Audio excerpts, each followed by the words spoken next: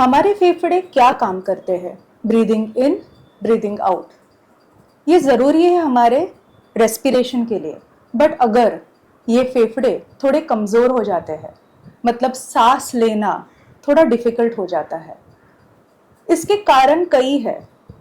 उसमें से bronchial asthma, ये कारण सबसे ज़्यादा या कई पेशेंट्स में पाया जाता है।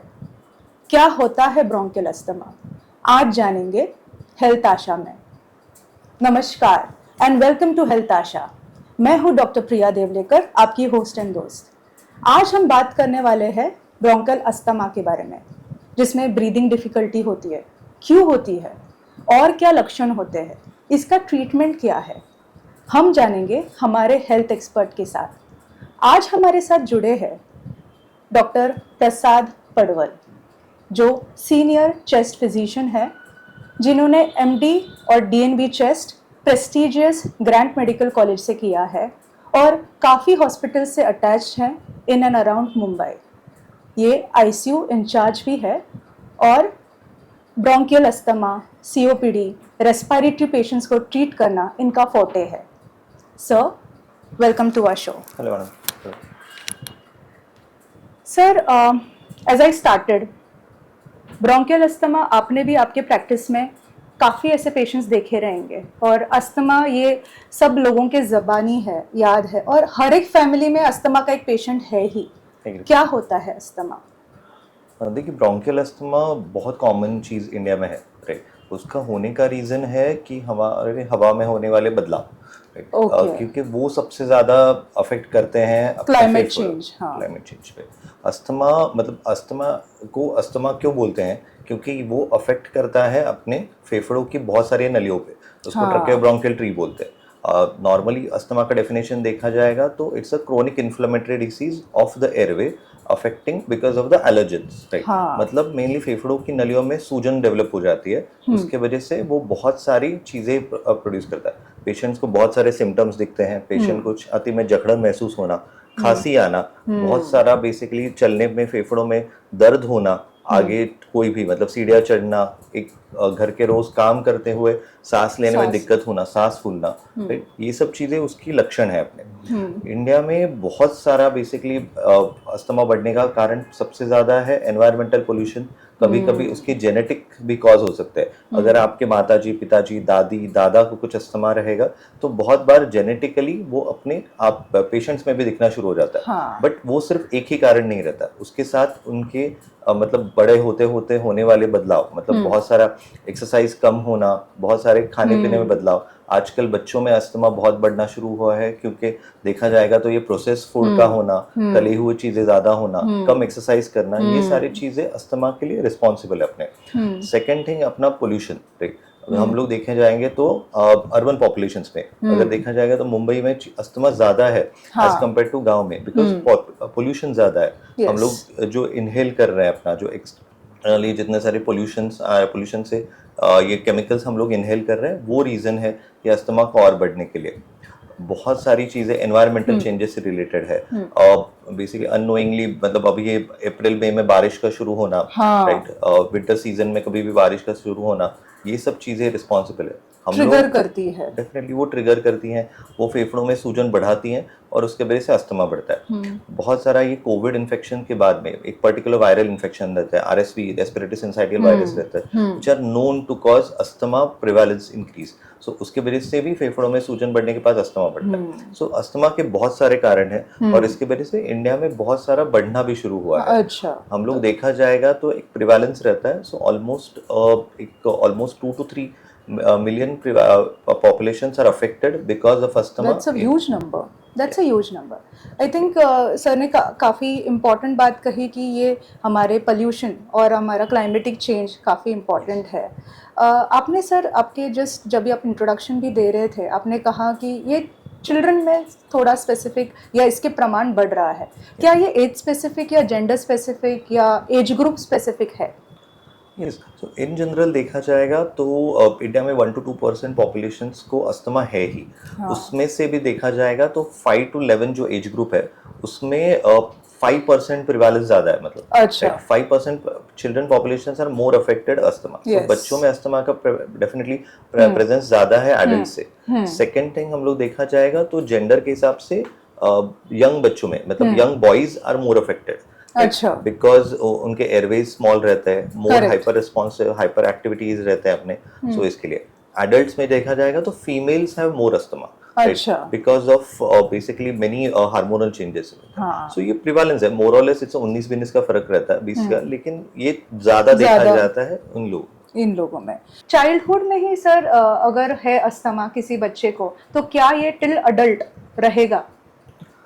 सभी पेशेंट्स को ऐसे, सभी बच्चों को ऐसे नहीं हो सकता, राइट। जिनको अच्छी तरह से चीज़ें चेंज हो रही हैं, lifestyle, food, medical management, even हम लोग आजकल बच्चों में ही बेसिकली एक्सरसाइज को प्रमोट कर रहे हैं, हम लोग स्कूल्स प्रमोट कर रहे हैं। अगर वो अच्छी तरह से होगा तो डेफिनेटली चीज़ें कंट्रोल हो सकती है। चीज़ें बदल रही हैं, मतलब पहले कैसा था कि बहुत सारे लोगों को अवेयरनेस नहीं था, ट्रीटमेंट नहीं मिल रहे थे। अभी जैसे जैसे लोगों को अवेयरनेस है, ट्रीटमेंट है, एक्सरसाइजेस हो रहे हैं, चीजें बदल रही हैं और चीजें बदली जा सकती है। Very good sir. Just to understand from you, ये हेरिडिटरी भी कुछ इम्पोर्टेंट रोल प्ले करता है क्या, कि पीढ़ीजात कुछ आता है, जैसे फादर से बच्चे में आया, बच्चे से उसके बच्चे में गया, ऐसा कुछ हेरिडिटरी चेन है क्या इसमें?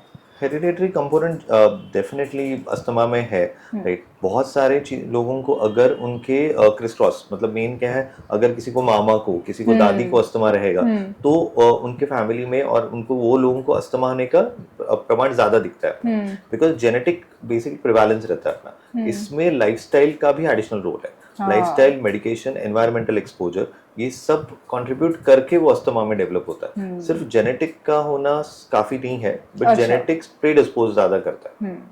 सो lifestyle, again lifestyle is coming as a loud message, और लाइफस्टाइल को मैनेज करना ये हमारे हाथ में ही है। तो जैसे क्लाइमेट चेंज को मैनेज करना भी हमारे हाथ में है, ताकि ये सारे डिजीज को हम कंट्रोल कर सके। हम आगे जाते हैं सर, जानते हैं आपसे कि ब्रोंकियल अस्थमा के सिम्टम्स क्या है।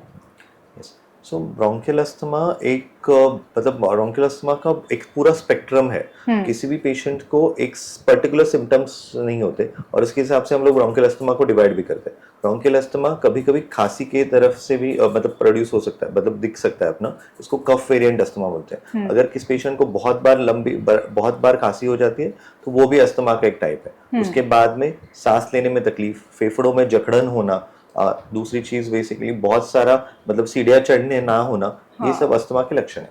ये सब अस्थमा के लक्षण। इसके कुछ प्रकार होते हैं अस्थमा के?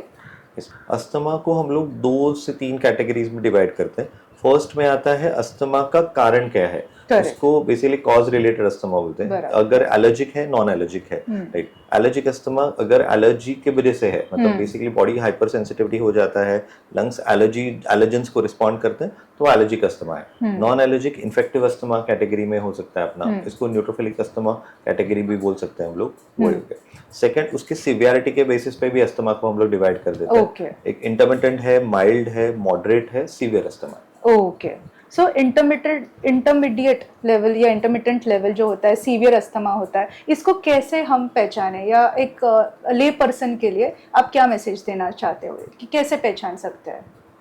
देखिए, मेन कभी भी आपको कोई भी बार बार खांसी होना, छाती में जकड़न होना, जो सिम्टम्स है अस्थमा के, वो हम लोग को पहचानने पड़ेंगे। कोई भी अगर आपको ये अगर बार बार हो रहे हैं चीजें, अगर समझे आपको हर महीने ये सिम्टम्स हो रहे हैं, अपने आप ठीक हो रहा है, लेकिन वो बार बार वापस आ रहे हैं, तो आपको आपके चिकित्सक को मिलना जरूरी है। तो वो हम लोग के पास जब भी पेशेंट आते हैं तभी उनके हिस्ट्री हम लोग के लिए बहुत इंपॉर्टेंट रहती है, तो वो बताती है कि वो हिस्ट्री के बेसिस पे हम लोग डिटेक्ट कर सकते हैं। दूसरी चीज, हर एक पेशेंट का हम लोग, जो पेशेंट को ये सिम्टम्स है, उनको एक लंग फंक्शन टेस्ट स्पायरोमेट्री कर किया जाता है, जो फेफड़ों में बता सकता है कि लंग्स की, फेफड़ों की नलिया की कैपेसिटी कितनी है। बाद में बेसिकली उसका एक रिवर्सिबिलिटी रहता है, वो रेशियो बता सकता है अपना कि वो अस्थमा है या सिर्फ नॉर्मल ब्रोंकाइटिस है अपना। आगे जाके बेसिकली हम लोग को एक स्टेप लैडर पैटर्न में दे जाएगा, तो FeNO करके टेस्ट रहता है, जो फेफड़ों का इन्फ्लेमेशन है कि नहीं बता सकता है अपना। अच्छा। सेकंड थिंग, बाकी ब्लड टेस्ट रहता है जो बताते हैं एलर्जी है या नहीं है, इन्फेक्शन है या नहीं। ये अस्थमा के क्लासिफिकेशंस के लिए भी इम्पोर्टेंट रहता है और मैनेजमेंट में भी इम्पोर्टेंट होता है। क्या ये कंटेजियस है, मतलब क्या ये एक से दूसरे को फैलता है? सो ये बहुत बेसिकली कॉमन मिसबिलीफ है कि अस्थमा कंटाजियस है। अस्थमा ये फेफड़ों की बीमारी है, ये इन्फेक्शन नहीं है, तो ये बिल्कुल एक से दूसरे को नहीं जा सकता, राइट। ये सबसे बड़ी बात है। दूसरी चीज, अस्थमा जिस पर्सन का है वो उसी तक सीमित रहता है, अनलेस अनटिल उससे इन्फेक्शन ना हो, वो इन्फेक्शन नहीं फैलेगा। अस्थमा कभी भी किसी को नहीं फैल सकता। नहीं फैल सकता। इन्वेस्टिगेशंस आपने कुछ कहे, जैसे आपने अभी स्पाइरोमेट्री के बारे में कहा, या पीएफटी या पल्मोनरी फंक्शन टेस्ट, कुछ कहना चाहेंगे इन्वेस्टिगेशंस के बारे में, या हमारे ऑडियंस को जानना है इसके बारे में?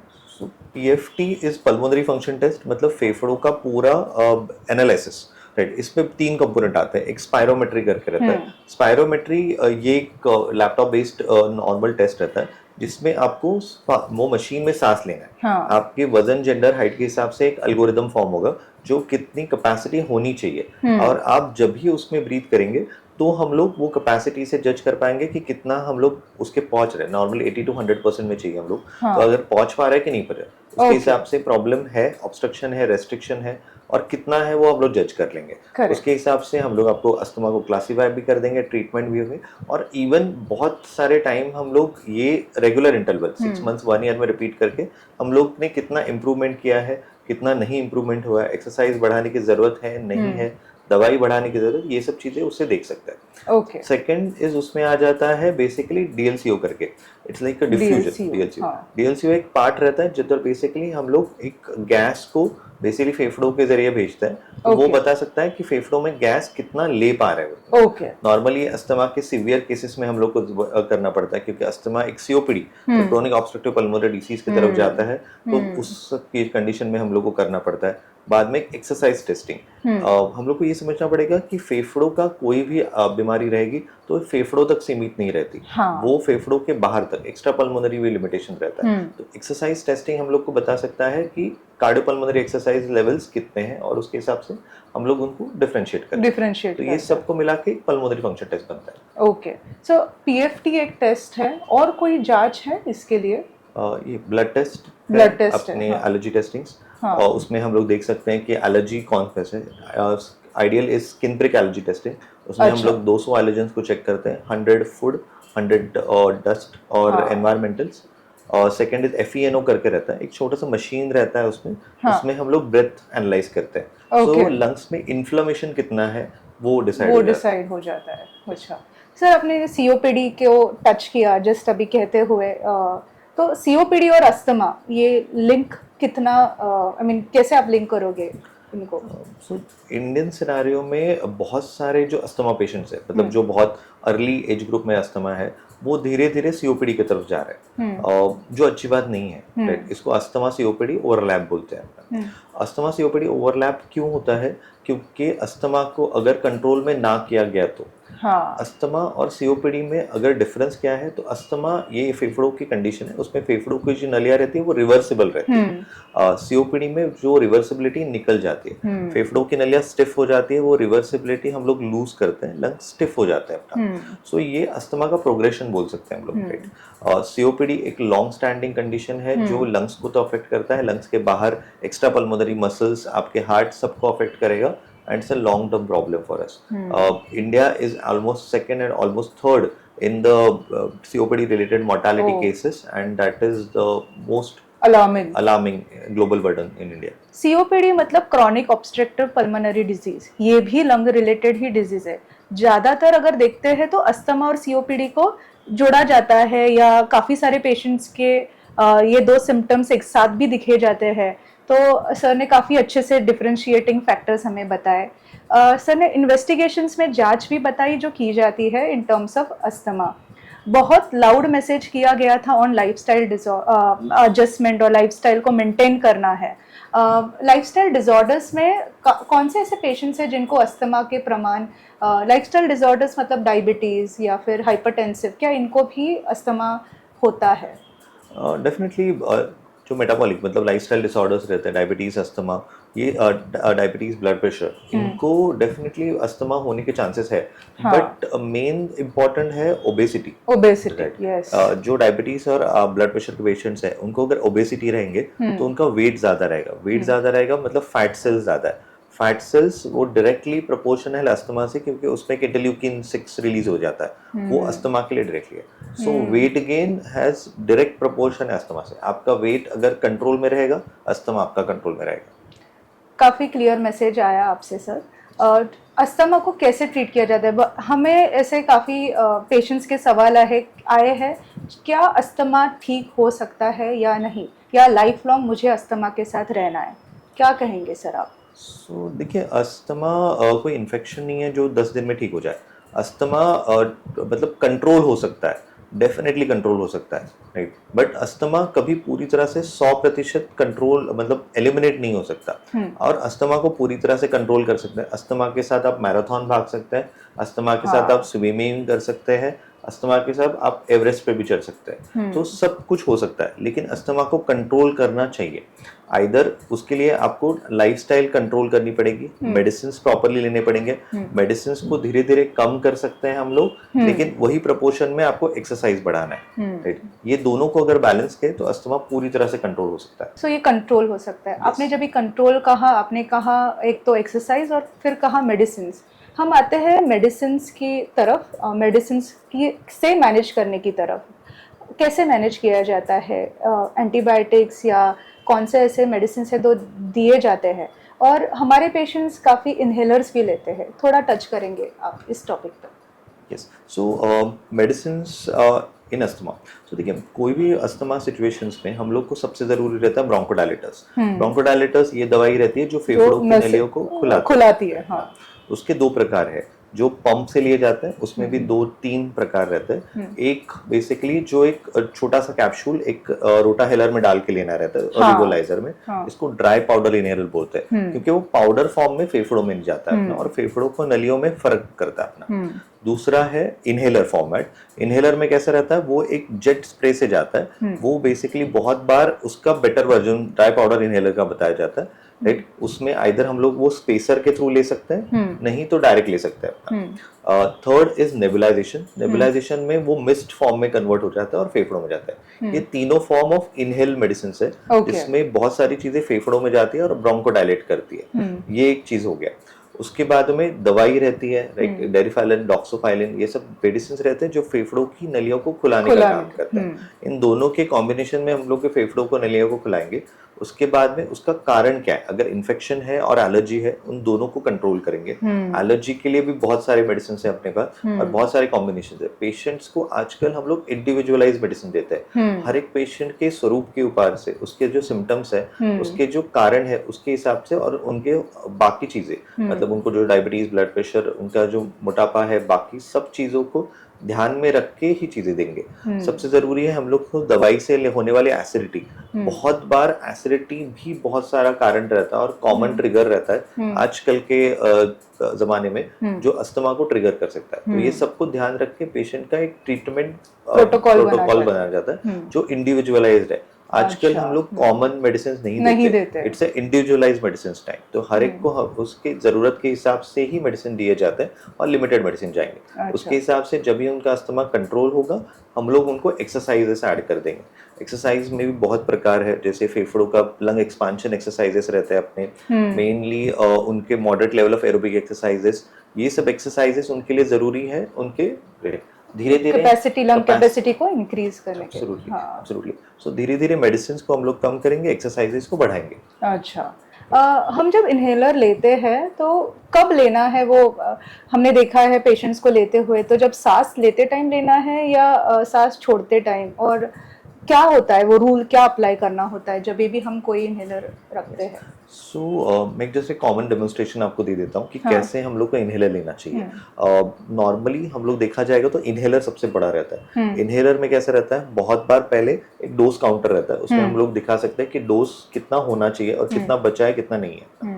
पहले आपको एक लंबी सांस लेके छोड़नी है, तो आप पूरा लंग्स को एम्प्टी कर देंगे, राइट। वापस उसका ढक्कन खोलना है, आपको मुंह में रखना है, एक बार प्रेस करना है, आपको मुंह से जोर से खींच के लेना है। बाद में सांस को 2 से 3 सेकंड के लिए रोक के रखिए और मुंह बंद करके नाक से छोड़िए।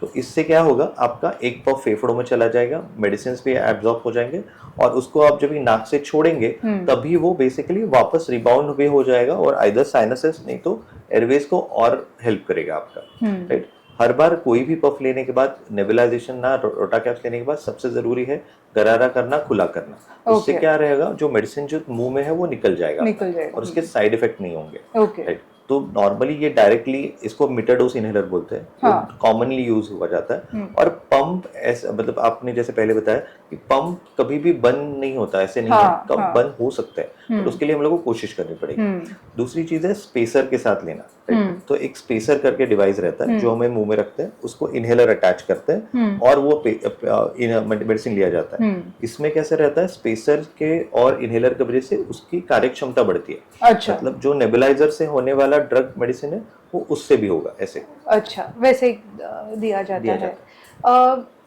हम जैसे हमारे काफ़ी ऑडियंस हिंदी मूवीज़ काफ़ी देखती है, तो जिसमें हमने ये देखा था कि अगर कोई भाग रहा है और उसके पास फिर उसे जो ब्रेथलेसनेस होता है और इन्हेलर होता, रखना बहुत ज़रूरी है। क्या कहेंगे सर, क्या इन्हेलर कैरी करना ब्रोंकियल अस्थमा के इन पेशेंट्स में ज़रूरी है? सो देखिए, ब्रोंकियल अस्थमा के पेशेंट्स में इन्हेलर कैरी करना बहुत ज़रूरी है अपना, क्योंकि जो इन्हेलर रहता है उसके दो प्रकार रहते हैं, एक तो कंट्रोलर एंड रिलीवर। कंट्रोलर मतलब हम लोग जो सुबह शाम मेडिसिन देंगे, जो घर पे रहेंगे कंट्रोल करते हुए। रिलीवर मेडिसिन कैसे रहता है, जो इमीडिएटली कोई भी सिचुएशन में, इमरजेंसी सिचुएशन में लेने के लिए। तो बहुत बार कैसे हो जाता है, कोई भी पेशेंट रहेंगे, अगर समझिए आप किधर ट्रैवल कर रहे हैं, बहुत ज़्यादा बारिश हो गई, बहुत ज़्यादा मिस्ट एनवायरनमेंट हो गया, स्ट्रेसफुल सिचुएशन हो गया, क्योंकि साइकोलॉजिकली भी अस्थमा ट्रिगर हो सकता है अपना। तो अगर वो सिचुएशन के लिए आपको हमेशा इनहेलर कैरी करना पड़ेगा। पहले हम लोग दो अलग अलग इनहेलर देते थे, बट आजकल हम लोग सेम ही इनहेलर को दोनों के लिए यूज कर रहे हैं एज अ रिलीवर मेडिसिन। अच्छा। अगर कोई भी सिचुएशन में आपको लगता है आपको ब्रीदिंग डिफिकल्टी हो रहा है, तो इनहेलर आपको इमीडिएटली लेके आपको रिलीव कर सकता है। तो इनहेलर अपने पास रखना बहुत जरूरी है। सो इनहेलर रखना बहुत ज़रूरी है इन वॉट एवर सिचुएशन। क्या ये डे एंड नाइट में कुछ इसके इंसिडेंस ज़्यादा है, ऐसा कुछ देखा है अपने पेशेंट्स में कि सोते टाइम वो अटैक ज़्यादा आता है, ऐसा कुछ नोटिस किया हो आपने?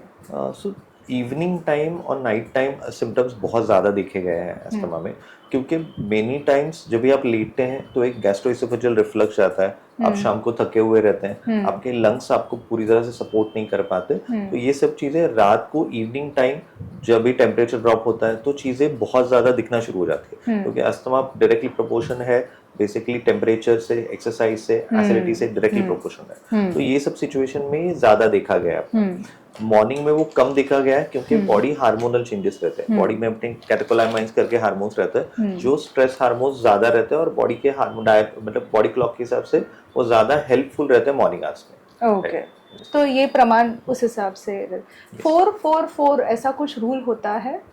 यस, सो 4-4-4 रूल एक्चुअली एप्लीकेबल है, बहुत मतलब commonly introduce Australian medical association ने लॉन्च किया था। वो एक साल्बुटामॉल मतलब एक शॉर्ट एक्टिंग इनहेलर रहता है अपना, उसके लिए लॉन्च हुआ था। उसमें कैसे रहता है कि मतलब अगर आप कोई भी इमरजेंसी सिचुएशन में है, आपके पास आपका अस्तालिन का इनहेलर है अपना, साल्बुटामॉल जिसमें कंटेंट है, जो इमीडिएटली फेफड़ों को खुलाने के लिए काम करता है। तो आपको 4 बार उसको पफ लेना है, खोलना है 1 2 3 4। अच्छा, राइट। बाद में 4 बार आप लोगों को 4 सेकंड आपको रुकना है, उसके बाद में नहीं हुआ तो वापस 4 बार आपको प्रेस करना है। अगर ये 2 से 4-4-4 में आपका रिलीफ नहीं हुआ तो आपको इमीडिएटली हॉस्पिटल पे जाना है, राइट। ये सिचुएशन है माइल्ड टू मॉडरेट जो अस्थमा रहता है, मिडिल पॉपुलेशन उनके लिए है। हॉस्पिटल में कब जाना है, आप अगर कुछ बता पाएंगे? जैसे हमारा ब्रेथलेसनेस कंट्रोल हुआ है थ्रू इनहेलर तो हम रुक सकते हैं घर पे, बट अगर वो नहीं कंट्रोल हो पा रहा है तब हमें हॉस्पिटल या किसी डॉक्टर को देखना ज़रूरी है। कुछ अभी हम सबके पास due to COVID oxygen saturation machine भी होती है, क्या अस्थमैटिक पेशेंट्स में कुछ ये हेल्पफुल होता है in terms of measuring the oxygen?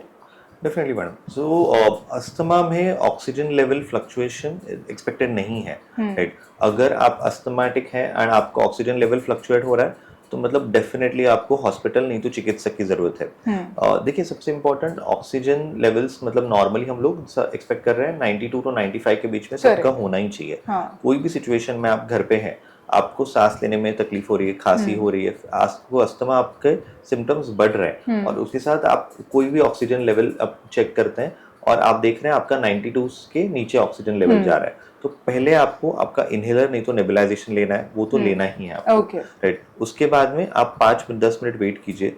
अगर दो टाइम में अगर आपके सिम्टम्स नहीं कम हो रहे, बढ़ रहे हैं, आपको बुखार आ रहा है, आपके बलगम में कफ बन रहा है जो पीला कलर का है, ये सब चीजें हो रही है, तो ये अस्थमा बढ़ने के सिम्टम्स है। आप इमिडिएटली हॉस्पिटल में जाइए, आप बेसिकली इमिडिएटली ट्रीटमेंट लीजिए, तो क्योंकि आपको जरूरत है टैबलेट्स के साथ आपको आईवी मेडिकेशंस के, और वो तुरंत वो कंट्रोल में हो सकता है, राइट। क्योंकि अस्थमा में सबसे जरूरी है आपको चीजें आइडेंटिफाई करना, जो प्रॉब्लम है उसको जल्दी समझिए और जल्दी उसका इलाज कीजिए। एक्सरसाइज के बारे में सर आपने कहा, जैसे लाइफस्टाइल को चेंज करना और एक्सरसाइज को अपने डेली रूटीन में लाना, ओबेसिटी को कंट्रोल करना, ये कुछ मेजर्स है जो आज के टॉक में आए हैं, जो हमको हमारे ज़िंदगी में अब अपनाने हैं, ताकि हम together we should have this fighting spirit कि हम ब्रोंकियल अस्थमा को कंट्रोल कर सकते हैं। ऐसे कुछ फूड होते हैं, जैसे हमारे पेशेंट्स से और एक सवाल ऐसे आया था कि हमें क्या खाना चाहिए या खट्टा कुछ खाने से अस्थमा बढ़ जाता है, इस पे अगर सर कुछ कहेंगे। ऐसे पर्टिकुलरली खट्टा खाने से अस्थमा नहीं होता। सुपर फूड्स बोलते हैं हम लोग, जिसको अस्थमा में बहुत सारा लेना चाहिए, वो होते हैं एंटीऑक्सीडेंट्स लाइक एप्पल है, बेरीज है अपने, ब्लूबेरीज है, पोमोग्रेनेट है, ये सब एंटीऑक्सीडेंट्स बहुत हेल्पफुल रहता है अस्थमा की कंडीशंस पे। ऑल्सो बेसिकली सबसे इम्पोर्टेंट है अपने fibre diet, green leafy vegetables, अपने नट्स, ये सब चीजें बहुत जरूरी है अस्थमाटिक पेशेंट्स में recovery point of view.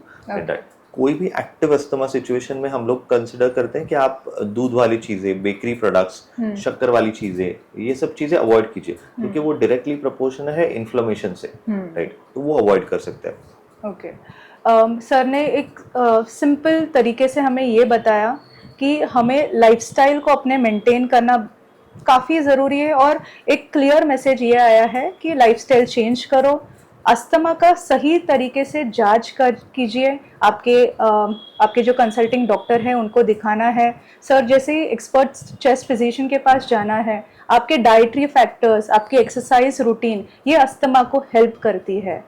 Sir हमने आपसे काफ़ी कुछ जाना आज अस्थमा के बारे में, और हमारे हर एक फैमिली में एक अस्थमेटिक पेशेंट्स तो पाए जा रहे हैं, क्योंकि उसके प्रमाण जैसे आप कह रहे हैं बढ़ रहे हैं, बट कंट्रोलिंग फैक्टर्स हमारे ही हाथ में, क्लाइमेट चेंज भी हमारे हाथ में है।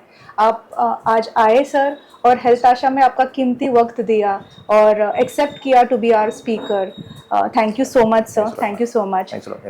हेल्थ आशा का एक यही मोटो है कि आप तक पहुंचाया जाए एक ऐसा मैसेज जो इजी हो, रूटीन में अपनाएं, और हम ये हेल्थ अवेयरनेस ड्राइव आपके थ्रू आगे लेकर जाए। आपसे बने रहिए और हमारे इन वीडियोस को प्लीज़ फॉलो कीजिए @healthasha। Meet you again with another health expert. Thank you so much. Thank you. For following our videos and hearing more of such information, do follow Dr. Priya Devlekar's Health Asha. And also to subscribe my channel.